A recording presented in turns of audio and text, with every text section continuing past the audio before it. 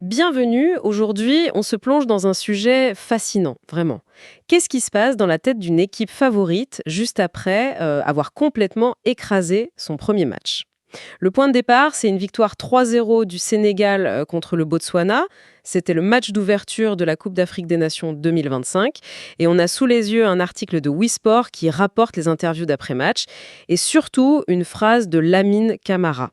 Juste après ce triomphe, il dit, je cite, «Maintenant, il faut oublier ce match». Oui, et ça, c'est une déclaration qui jette un pavé dans la mare, quoi. On s'attend à de la joie, à des célébrations, et lui, il appuie sur le bouton reset presque immédiatement. Du coup, la question qu'on doit se poser, c'est est-ce que c'est juste de la com, la fameuse langue de bois du footballeur, ou est-ce que c'est le signe d'une stratégie mentale beaucoup plus profonde, beaucoup plus réfléchie? C'est exactement ça. C'est la mission qu'on se donne aujourd'hui. Comprendre la psychologie d'une équipe qui ne veut pas juste gagner, mais qui veut tout gagner. Alors, avant de décortiquer la prudence de Camara, revenons un peu sur le contexte de cette victoire. C'était une vraie démonstration de force, non? Ah oui, complètement. Le score de 3-0, honnêtement, c'est presque gentil pour le Botswana. Wisport parle d'un Sénégal irrésistible. Nicolas Jackson claque un doublé, Idrissa Gueye est partout au milieu. C'est vraiment le départ de rêve. Et pour comprendre l'état d'esprit, il faut d'abord écouter un autre joueur, l'attaquant Chérif Ndiaye. Il a marqué le troisième but, et sa réaction, elle, est très humaine. Oui, et sa phrase est incroyable, je le cite. Marquer ce but m'enlève 90% du poids qui pesait sur mes épaules. 90%, c'est juste énorme. C'est presque un aveu de la pression monstrueuse qu'ils subissent avant même le premier coup de sifflet. C'est ça. Sa réaction, c'est la soupape de sécurité qui saute. Pour un attaquant, ne pas marquer tout de suite, ça peut lancer une spirale de doute. Pour lui, le tournoi commence à ce moment-là. Ce but, c'est une libération. C'est l'émotion brute. Et c'est justement cette réaction, disons normale, qui rend celle de Lamine Camara si intéressante en contrepoint. Absolument. On a d'un côté l'explosion de joie, le soulagement, et de l'autre cette douche froide, quasi immédiate. Camara commence poliment. Il dit on s'était l'objectif de bien démarrer la compétition et alhamdoulilah, nous y sommes parvenus. Alhamdoulilah, donc louange à Dieu, une marque d'humilité. Mais juste après, il enchaîne maintenant, il faut oublier ce match. Franchement, est-ce qu'on ne surinterprète pas un peu? N'importe quel coach dirait ça, non? On savore ce soir et demain on se remet au travail. C'est une excellente question, parce que oui, ça pourrait être un simple cliché. Mais la différence, la vraie différence, c'est ce qu'il ajoute juste après. Il ne dit pas juste qu'il faut oublier. Il dit pourquoi. Je le cite encore. Même en Côte d'Ivoire, nous avions démarré fort, mais cela n'avait pas suffi. Et là, on bascule. On n'est plus dans la communication, on est dans la stratégie mentale.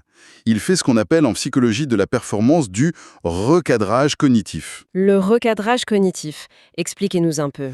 En gros, c'est la capacité à prendre un événement passé négatif, ici c'est l'échec de la CAN précédente en Côte d'Ivoire, et le transformer non pas en traumatisme, mais en outil d'apprentissage, un outil actif.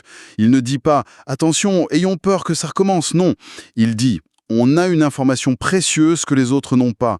On sait par expérience qu'un départ canon ne garantit absolument rien. D'accord. Donc il transforme une cicatrice en bouclier. C'est exactement ça. Il utilise la mémoire de la douleur pour vacciner l'équipe contre l'excès de confiance. C'est fascinant. Donc au lieu de cacher le mauvais souvenir, il le met sur la table pour qu'il serve de garde-fou. C'est une forme de maturité collective alors. Exactement. Et ça indique que cette culture, elle ne vient probablement pas d'un seul joueur. Souvent, c'est une philosophie qui est insufflée par le staff, par l'entraîneur. D'ailleurs, la victoire la plus dangereuse, c'est souvent la première, parce qu'elle peut te faire croire inconsciemment que tout va être facile. L'équipe de Camara, elle, semble avoir totalement intégré cette leçon. Elle refuse de tomber dans ce piège. Et cette stratégie mentale, on voit bien qu'elle ne s'arrête pas à la gestion de leurs propres émotions. Camara anticipe déjà la bataille psychologique avec le prochain adversaire, la RDC. Il sait très bien que les médias vont titrer sur la vengeance. Et il désamorce la bombe avant même qu'elle soit posée. Sa phrase est un petit bijou de communication de crise préventive, en fait. Il dit « Contre la RDC Congo, ce sera peut-être une revanche pour eux, mais pour nous, c'est un match comme les autres ». C'est d'une intelligence redoutable. C'est ça.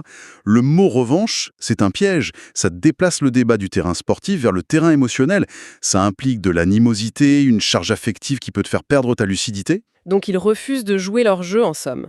Il dit, vous voulez en faire une affaire personnelle, pas de problème, mais nous, on reste des professionnels. C'est même plus que ça. Il impose son propre cadre mental. Il dit à ses coéquipiers, et au monde entier, leur histoire, ce n'est pas la nôtre. Leur quête de revanche ne doit pas dicter notre préparation. Il protège son groupe. Il protège son groupe du bruit extérieur. Et dans le sport moderne, où chaque petite phrase est décortiquée, cette maîtrise du discours, c'est aussi important que la tactique. En fait, il gagne la première bataille, celle de la guerre psychologique, bien avant le match. D'accord. Donc si je résume, on est une équipe qui gère son euphorie en se basant sur ses échecs passés. Et qui, en plus, gère la pression médiatique de manière proactive. On est loin du simple on prend les matchs les uns après les autres, là. Ah oui, on est dans une approche à 360 degrés de la performance. Et ça nous amène à un autre concept clé. La différence entre être orienté résultat et être orienté processus. Mhm. La réaction de Shérif Ndiaye, c'est de l'orientation résultat pur. J'ai marqué, le poids est parti, l'objectif est atteint. Et c'est normal, c'est nécessaire. Mais le discours de Camara, lui, il vise à ramener tout le monde vers le processus. Le résultat de 3-0 est dans le passé. Ce qui compte maintenant, c'est la récupération, l'analyse vidéo de la RDC, la mise en place tactique. Le processus. Voilà. En se concentrant sur le processus, on évite les montagnes russes émotionnelles des résultats. Et c'est sans doute la clé pour durer dans une compétition aussi longue. Ne pas être trop haut après une victoire, ne pas être trop bas après une défaite. Précisément. Et l'histoire du foot est pleine de favoris qui ont trébuché après un départ en fanfare. On pense tous au contre-exemple parfait, le Brésil, chez lui, au Mondial 2014. Ah oui. Ils ont commencé par une victoire, mais on sentait une charge émotionnelle démesurée à chaque match.